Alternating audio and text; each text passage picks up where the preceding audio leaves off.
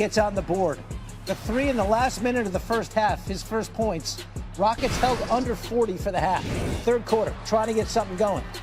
Thompson to Şengün to Thompson. Easy. Rockets cut it to 9. A little later, Şengün playing some bully ball, can't convert, but look at the flip in by Amen Thompson, who had 24 in this game. Rockets cut it to 7. Then Jabari Smith Jr. from outside. It's a 3-point game. But just when all the mojo's flowing Houston's way, Jimmy steps up. Another contested 3 in the corner. Got that. Warriors up 8 after 3 to the 4th. Where is Steph Curry? He's around here somewhere. Steph puts it on the deck and lays it in, warming to the task. And then Curry. Mr. Inside, Mr. Outside. So he's starting to heat up in the 4th. Then Draymond, the Buddy Hield, who hasn't cooled off much, knocks that down. Warriors up by 10. Next possession, Steph dribbles around and then just goes right to the rack. He's fully engaged now. Steph played 46 minutes, 22 points, 14 of those came in the 4th. Warriors up by 17. But Hield was the man. 9 of 11 from 3. Absolutely unconscious shooting. 33 points. His 9 threes tied for the most in Game 7 history. Warriors moving on to play Minnesota as they outlast Houston in a tense and chippy 7 games. I'm blown away by Steph's competitive fight. You know, at 37, been doing this forever. Got 4 rings, gold medal, everything he could possibly want in his life, he's got. He has nothing to prove, and yet he's going to come in and try to prove something every single night. It's amazing. Draymond, too. Jimmy, too. And that's the common theme, the common denominator with all these guys. It's their competitive force, that how much they love to play and compete and win, and the process of going through it and putting themselves on the line. The fact that these guys continue to put themselves on the line year after year after year, it just blows me away. The competitive spirit and energy and love for the game, it's beautiful to watch. One thing about this league, you're never done proving who you are until you're done, completely finished. And so I wanted to come out and prove again just who I am, with poise, but with the same fire, same tenacity, but poise. And I think I delivered that and gave our guys something to follow. What I gave them last game to follow, they followed it. And that's why we got bullied.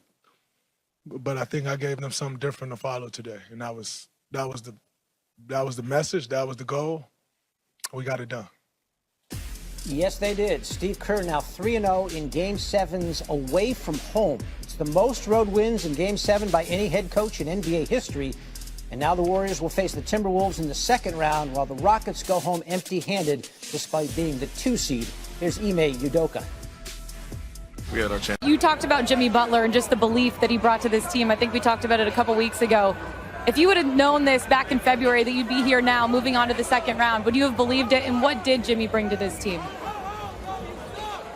That's why we're here. I mean, we were, 10th place at one point in February, and finished the year with a sense of urgency on the run to even get it to the play-in to give ourselves a chance. So for us to build chemistry on the fly, build trust on the fly, and perform like we did in a Game 7 like this, it means the world. So mission accomplished, step one. We got an incredibly tough Minnesota team waiting, so excited for the challenge.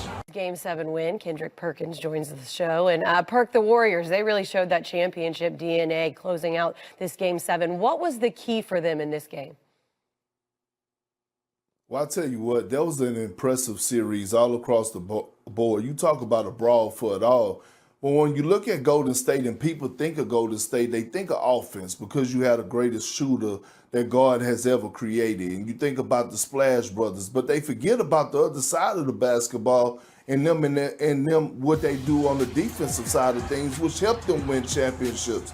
They lock down when they want to, especially Steph Curry. Tonight was one of those nights where I'll go back to the last championship against the Boston Celtics where in the NBA Finals, he was sliding his feet, doing all the little things when he was struggling to score in that first half. That's leadership. And then all of a sudden, it was a ripple effect. We saw Pajemski. He was getting in there, getting dirty. We know what Draymond and Jimmy are going to bring to the table. All of a sudden, Buddy Hield comes up with a block. So, again, the defensive side of things was huge tonight for the Golden State Warriors, holding the Rockets to 89 points. Yeah, for sure, the defensive side, but you mentioned a couple guys there, and Steph, who just had 3 at the half and finished with 22, and then Buddy going off in the first half. Burke, how big is that for this team moving forward? They've got the defense that you want right now, but offensively, when Buddy Hield is able to kind of pick up the pieces if Steph is having an off night. Well, it's going to be huge, especially going against Minnesota, because everybody was wondering who's going to be that third guy to step up, for scoring-wise, right? We thought it was going to be Jonathan Kuminga, but they need to sit him down for the rest of the playoffs because mentally he's not there. But Buddy Hield tonight, especially in that first half, was huge for them. But that's what leadership does, right? It rubs off on guys. And so we're watching a guy play with confidence. We're watching the coach believe in them. Steph trusts him. Draymond Green trusts him. And I thought when you get that production from those role players like a Buddy Hield, I thought bringing in Kevon Looney tonight was huge for Golden State. Big minutes from him. We know he has that championship pedigree.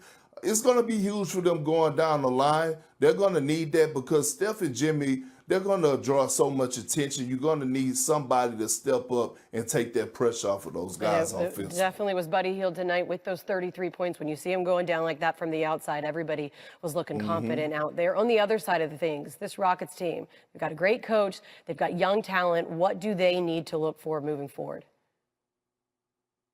They need a closer. And I tried to defend Jalen Green. I mean, look, I think his future is bright. It just don't need to be with the Rockets, right? And they have a lot of attractive pieces. If I'm the Rockets, I got to address the issue of shooting and a closer. And I'm going after Kevin Durant. I'll package up Jalen Green, Cam Whitmore, and Jabari Smith and some draft picks and go out and get KD. Not Giannis, but Kevin Durant.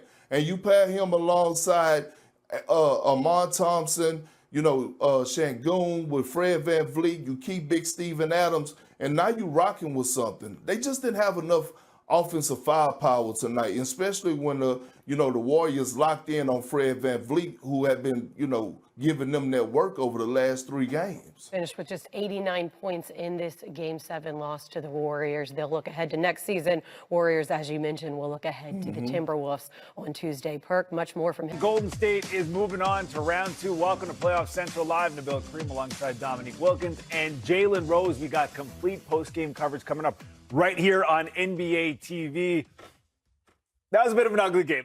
As far as Game 7s are concerned, not the most poetic basketball game. Where do you want to start here? Jalen, I'm going to start with you. Where do you want to start? Where was this game won? I want to start with the Warriors. Usually, if you can hold Steph Curry to 1 basket at halftime, you have a great chance to beat that team.